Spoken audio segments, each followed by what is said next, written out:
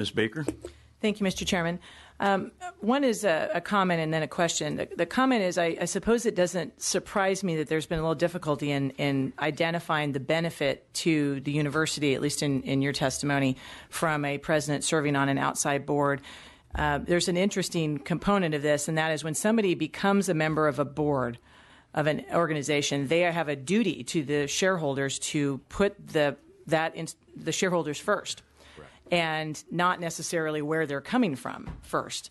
And so I didn't see that in your prior studies, that examination of the fact that in taking a role on a certainly a public board and really a private board, nonprofit or for-profit, you have a duty to the shareholders, to the entity. You can't behave in a way that doesn't put that entity first.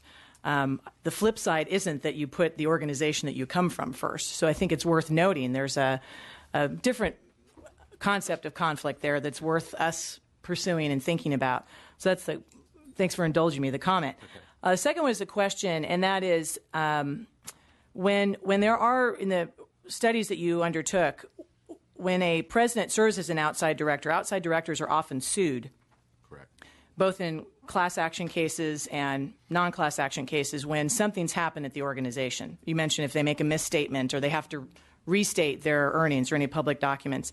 In your review and study of the situation, did you find instances in which the subjects at universities were sued as one of the outside directors? And it's typically a suit for lack of diligence, for not overseeing the organization. Did you look at that at all and see if there's a possibility that there was some connection where they were sued? Class action or otherwise? We haven't looked at that in particular. I mean, directors typically are always provided liability insurance. Mm-hmm. So the issue really is if a corporation is sued and a director is named, it's no different than when a university is sued and a president is named. Mm-hmm.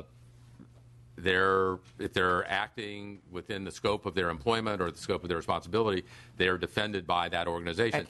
The issue for an outside director is really the time commitment and the distraction from their primary job, which is running a university.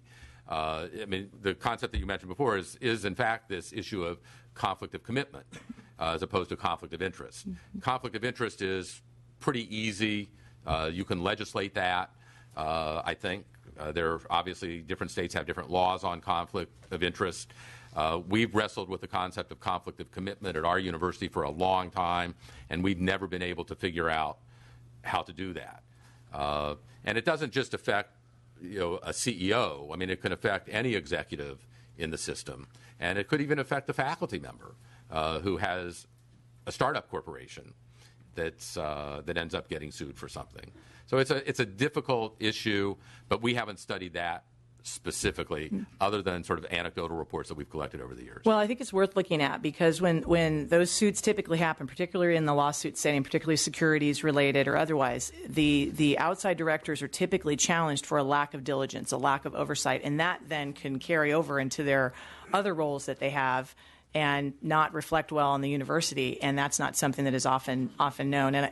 And there's a finite universe of those lawsuits. We're seeing, I think. And again, I think it's worthy of our conversation that as we look at this issue, we're considering when a president is going to serve on an outside board, they are very specifically undertaking a commitment to put that organization first for the decisions that they're making, and we need to see if that's what we want them to do. What I can tell you is that of the committees that a president is most likely to serve on, the most likely committee that a president will serve on is the audit committee. And the audit committee has to be made up of all independent directors.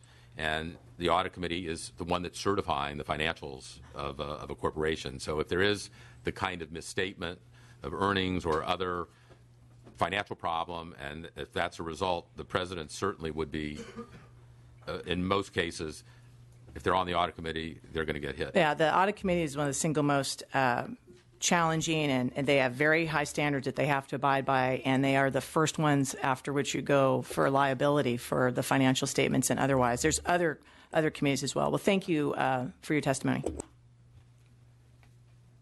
A couple of last questions. Do you know, either of you know of any other states who has passed any legislation or laws addressing college executives serving on for-profit boards. Actually, when I was discussing this with your staff, California actually seems to be a bit ahead of the curve. Your contracts for chancellors, because we also study those, address this issue consistently in terms of the number of boards that can be served on and the requirements for the process for being able to serve. Most states don't have that. In fact, in many states, it's left up to the individual governing board. And in some states, it's left up to the executive committee of the individual governing board. And in some instances, it's the chair of the governing board that makes those decisions. So I think California has taken a first step in the right direction of at least having some consistency across the two university systems in terms of what a president can and cannot do. The real question for me would be where the decision should be made as to whether or not permission should be granted. Should it be made within, in your case, the president's office for instance, the UC system, or should it be made outside of the system as it would be for almost any other government executive in the system? The question is, are university presidents significantly different from any other public executive, and should they be subject to a different set of rules or the same set of rules? And I think that's a question for the Assembly and the legislature to answer.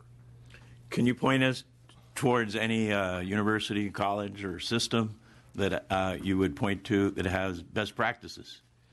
That's been the challenge over this 20 years of research. There are no best practices. I mean, it is, in a sense, almost the Wild West in terms of what can happen in these situations. As I said, we reported in our first study of a chancellor of a university that made over $50 million in stock options from a company where he served as a director. We've seen other presidents make multi-million dollars in stock grants and stock options from serving on as a member of a corporate board. The interesting thing in our studies has been that when a president steps down as president or chancellor of a university, that is all, their board service is almost always coterminous with that, which leads us to be able to conclude that they're only on that board because they're the president of the university, not because of some other expertise that they may have. So if that's the case, it seems to me that there's a public policy question and a question of how you address the public interest in that president serving on the board and whether or not they should be entitled to that personal benefit as a result of their public service. You know, along with that, we're seeing more and more contracts where written into at the behest of the president as they negotiate a new contract, it is written in that they can serve and, you know, on various boards, and that's pretty much it. There happens to be one person who does a lot of the negotiations around the country for presidential contracts, and so unfortunately, universities don't have somebody of his same ilk when on their side of the negotiating table. I mean, I interviewed him 2 weeks ago, and he said he tries in every negotiation to include language that would allow a president to serve on at least 2 corporate boards. Any other questions or comments? Ms. Olson. Another one, thank you. And it's actually addressed to the committee chairs. I'm a big fan, as I think both of you know, of oversight hearings. So I'm really pleased we're having this hearing because I think the legislature should spend a lot more time on oversight and less time on policymaking. Having said that, I'm puzzled as to the purpose of the hearing, what we're trying to discover today. What is the problem that we're trying to address? As we heard, we're not aware that there's been any harm to California universities as a result of presidents serving on boards. And if there is a problem, is the problem unique to presidents of universities, or would it also apply to vice presidents, associate vice presidents, faculty members? Because people in all of those categories tend to serve on corporate boards. And so I'm trying to figure out what is the problem, the specific problem that we're trying to address, or is it a perception issue? And why have we singled out presidents of universities as opposed to maybe any and all members of a university campus? So very briefly, I would say the purpose of this hearing oversight is to review what is the policy of the University of California and CSU, I believe. What is the policy, and perhaps make recommendations on any changes to the policy that should be made? I'll just add to Assembly members, I mentioned this during my intro, I don't think you were here, but certainly we have a few instances ripped from the headlines. And my purpose is to use that as an example, but really focus on going forward. Mm-hmm. Are there shortcomings that we could make recommendations to the UC? Of course, they have to do it on their own. CSU, we can focus on oversight and sunshine as far as these policies. But I think in the coming panels, you'll see specifically more discussion on these issues. Okay, thank you. And I certainly think it's worthy of conversation. I just think we need to be really careful that we're not trying to create a problem where there perhaps isn't an extreme problem that would warrant the legislature's involvement, where we're actually, at the end of the day, maybe harming universities more than actually helping them. But appreciate the comments. Thank you. And at this time, I'd like to thank the panel for coming here, and thank you very much for your testimony. And with that, let me call up the next panel, please, to come forward.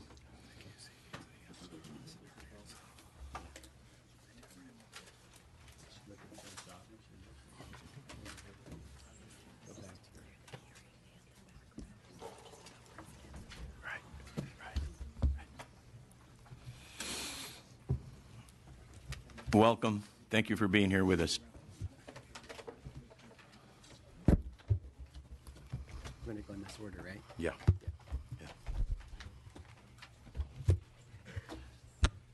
So if we could go in the order of the agenda. Thank you. Good morning, Chairs McCarty, Medina, and members. My name is Carrie Hemphill-Reith, and I serve as University Counsel for the California State University System. As part of my responsibilities, I provide guidance and expertise on conflict of interest and records access issues. With me today is Teresa Hines, Director of Human Resource Policy, Programs, Data Operations, and Systems. I'd like to start by thanking your committee for inviting CSU to share the policies we have in place to ensure that our employees remain committed to serving CSU and our students, free from both conflicts of interest and commitment. There are three main policies which address conflicts of commitment and interest. First, our outside employment disclosure requirements for management personnel plan and executive employees, our executive level appointment letters, and our Form 700 disclosures. I'll begin by addressing CSU's policies regarding outside employment. In response to a finding from the California State Auditor, the Board of Trustees passed a resolution in 2013 that employees covered by our management personnel plan, we refer to them as the MPP, and executive employees shall be required to report outside employment.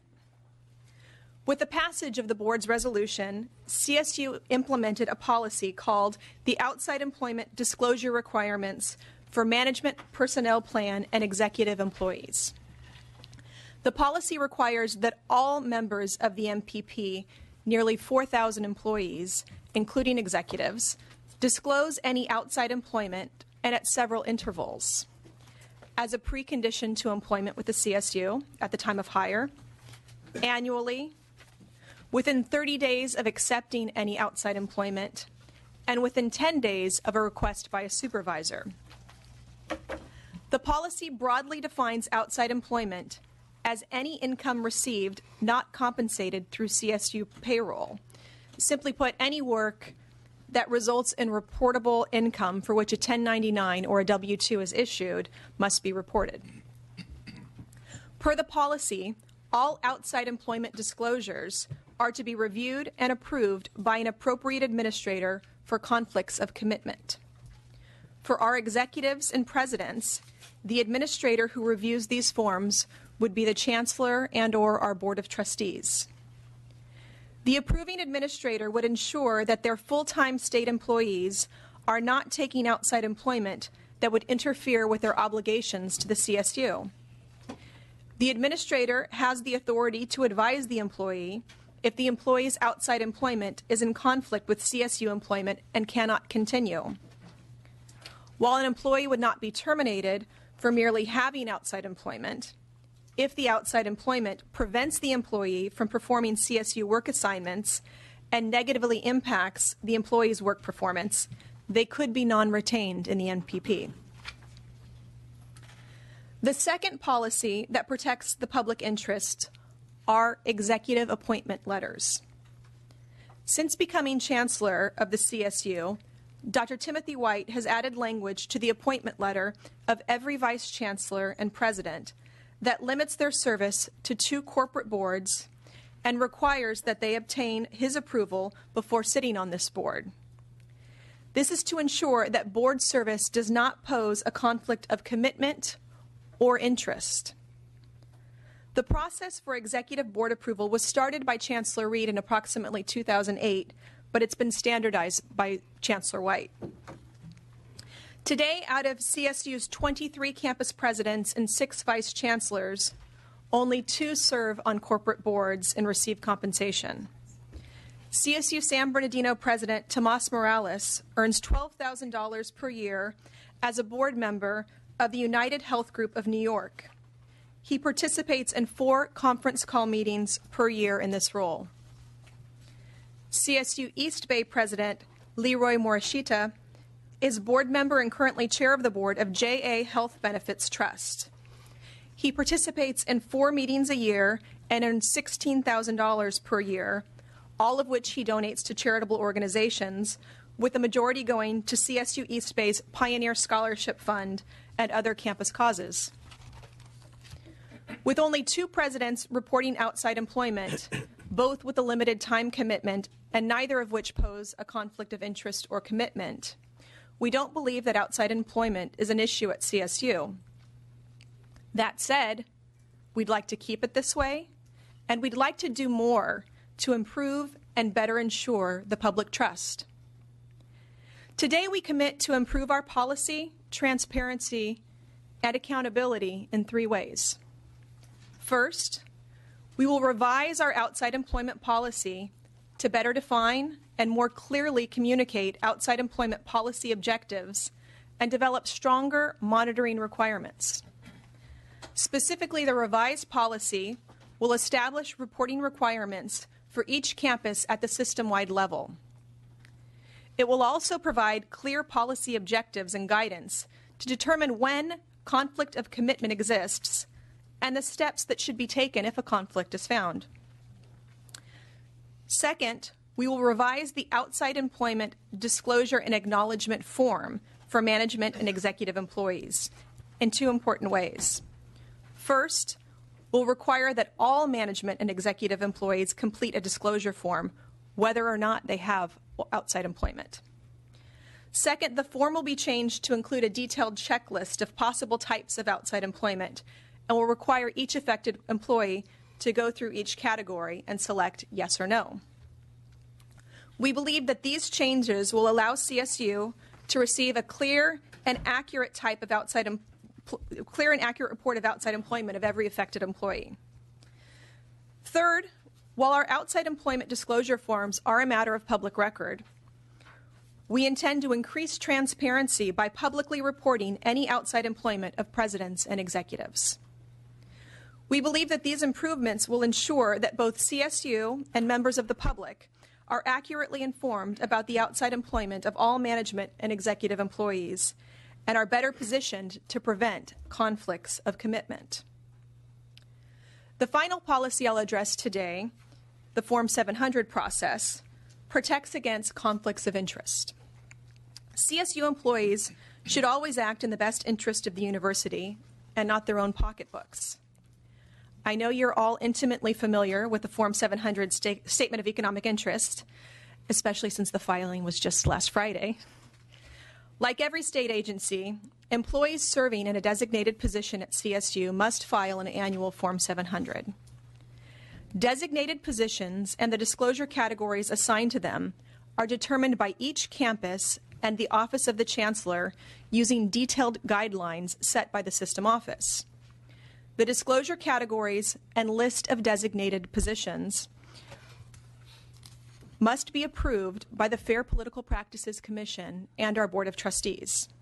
We refer to this list of disclosure categories and designated positions as CSU's Conflict of Interest Code. CSU's current Conflict of Interest Code includes 17 disclosure categories. The disclosure categories are not the same for all employees, as positions and authorities differ. In 2007, CSU submitted our Conflict of Interest Code to the FPPC for our standard annual review, revision, and approval. The FPPC, like all state agencies, was hit hard during the economic downturn, and furloughs left it tremendously backlogged. Thus, our Conflict of Interest Code has not been approved since that time. However, for the past several years, we have been working in close cooperation with the FPPC to make sweeping changes to our code, and I'm pleased to report that we're very close to finalizing it. The committee agenda does a good job summarizing ways in which CSU's Form 700 could be more clear and consistent. We agree with you, and so does the FPPC. We've been working with the FPPC to make our disclosure categories easier to understand and to develop greater consistency for how the disclosure categories are assigned across our 23 campuses. I mentioned that CSU's code consists of 17 disclosure categories. The revised code will contain 7. Although the revised code has less than half of the disclosure categories, the updated categories will capture the same financial interests, just in a more efficient way. For example, rather than multiple, lengthy, and confusing disclosure categories concerning real property interests, the revised code will have only 2, both based on jurisdiction, either within 2 miles of the campus master plan or more broadly within the state of California. Additionally, the revisions will promote consistency across our 23 campuses.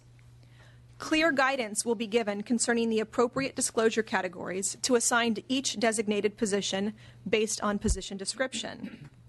Currently, we have small campuses with more designated positions than larger campuses. We have individuals with similar titles at 2 campuses with different disclosure categories. The goal is to create greater consistency across the board. Once the FPPC approves our revised code, it will go before our Board of Trustees, and we're optimistic that we can complete this before the end of the year. I hope that I've provided you with a helpful overview, and I welcome any questions that you may have. Thank you. Thank you.